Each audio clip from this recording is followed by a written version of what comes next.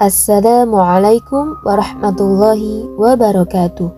Alhamdulillahirabbil alamin. Assalatu wassalamu ala asyrafil anbiya'i wal mursalin wa ala alihi wa sahbihi ajmain, amma ba'du. Halo sobat akhwat dan ikhwan semua. Salat adalah hal wajib, tapi juga menjadi salah satu faktor dalam penimbangan amalan, apakah orang-orang yang akan masuk neraka atau surga. Tahukah sobat, sholat adalah hal pertama yang bakal dihisap atau ditimbang di hari akhir nanti. Dan ternyata rajin melaksanakan bukanlah jaminan. Sebuah hadis riwayat Tirmizi disebutkan bahwa Rasulullah SAW bersabda, sesungguhnya pertama kali yang dihisap atau ditanya dan diminta pertanggungjawaban dari segenap amalan seorang hamba di hari kiamat kelak adalah sholatnya. Bila sholatnya baik, maka beruntunglah ia. Dan bila mana sholatnya rusak, sungguh kerugian menimpanya. Meskipun sangat penting, tapi ternyata masih ada saja orang yang menganggap remeh sholat dan bahkan tidak melaksanakannya. Bahkan, sebagian orang mungkin tetap melaksanakan sholat namun terpaksa karena menganggapnya rutinitas. Hal-hal seperti inilah yang membuat orang-orang rajin sholat tapi bisa masuk neraka. Bagaimana bisa? Berikut ini adalah penjelasan mengenai orang-orang yang sholat tapi masuk neraka. Yang pertama, sholat tapi suka berdusta. Dusta atau bohong adalah salah satu dosa besar yang akan mendapatkan balasan siksa di akhirat kelak.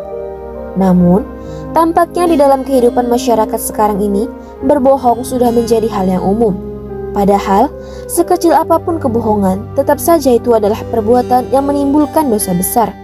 Maka dari itu, meskipun seseorang rajin beribadah atau sholat, namun suka berbohong, maka ibadahnya akanlah sia-sia.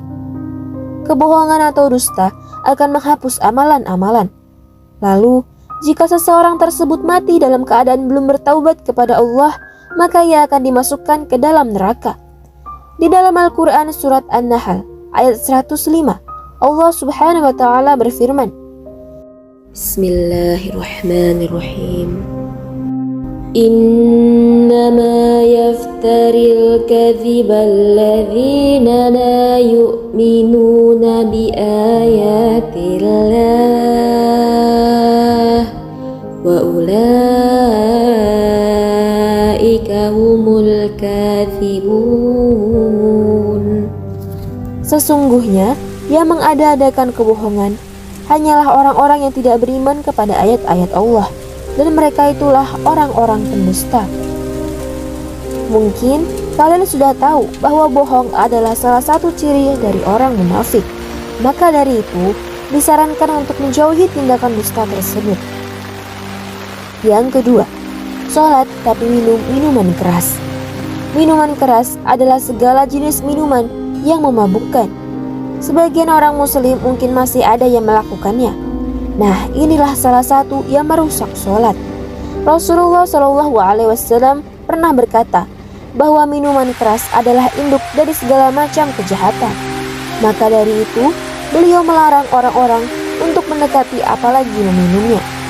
Minuman keras atau khamr hukumnya haram jika diminum oleh umat muslim. Dan jika itu sudah dilakukan, maka disarankan untuk bertaubat dan memperbaiki sholatnya. Yang ketiga, sholat tapi percaya dengan dukun. Dukun diketahui adalah seseorang yang bisa mengerti perkara gaib dan hal-hal yang tersembunyi. Dan orang-orang sholat namun mempercayainya termasuk golongan yang akan masuk neraka. Hadis riwayat Imam Muslim pernah menjelaskan bahwa orang yang mempercayai dukun, sholatnya tidak akan diterima selama 40 hari. Percaya dengan dukun juga dikategorikan sebagai orang-orang yang berdosa besar, karena hanya Allah subhanahu wa ta'ala yang mengetahui segala sesuatu. Satu lagi, bahwa percaya pada dukun dan benda pusaka adalah tindakan musyrik, karena dukun adalah orang yang bersekutu dengan setan. Hadis riwayat Abu Dawud, At-Tirmizi dan Ibnu Majah menyebutkan, bahwa Rasulullah SAW bersabda, "Barang siapa yang mendatangi tukang ramal atau dukun, kemudian ia membenarkan apa yang dikatakannya itu, maka sesungguhnya ia telah ingkar terhadap apa yang telah diturunkan kepada Nabi Muhammad." Yang keempat, sholat tapi suka bergunjing. Salah satu yang bisa memasukkan orang ke dalam neraka adalah bergunjing atau membicarakan kejelekan orang lain. Hai orang-orang yang beriman, jauhilah banyak dari prasangka. Sesungguhnya sebagian prasangka itu dosa. Dan janganlah kamu mencari-cari kesalahan orang lain. Dan janganlah ada di antara kamu yang menggunjing sebagian yang lain. Apakah ada di antara kamu yang suka memakan daging saudaranya yang sudah mati? Tentu kamu merasa jijik. Dan bertakwalah kepada Allah. Sungguh Allah Maha Penerima Taubat, Maha Penyayang. Quran Surah Al-Hujurat Surah 49 ayat 12. Yang kelima, sholat tapi mengabaikan anak yatim. Orang yang sholat tapi mengabaikan anak yatim adalah termasuk golongan orang yang mendustakan agama dan bisa masuk neraka. Dijelaskan pula dalam Al-Quran Surat Al-Ma'un bahwa orang yang sholat namun tidak menolong orang miskin, mengabaikan anak yatim, dan tidak mau menolong sesama adalah termasuk orang yang celaka.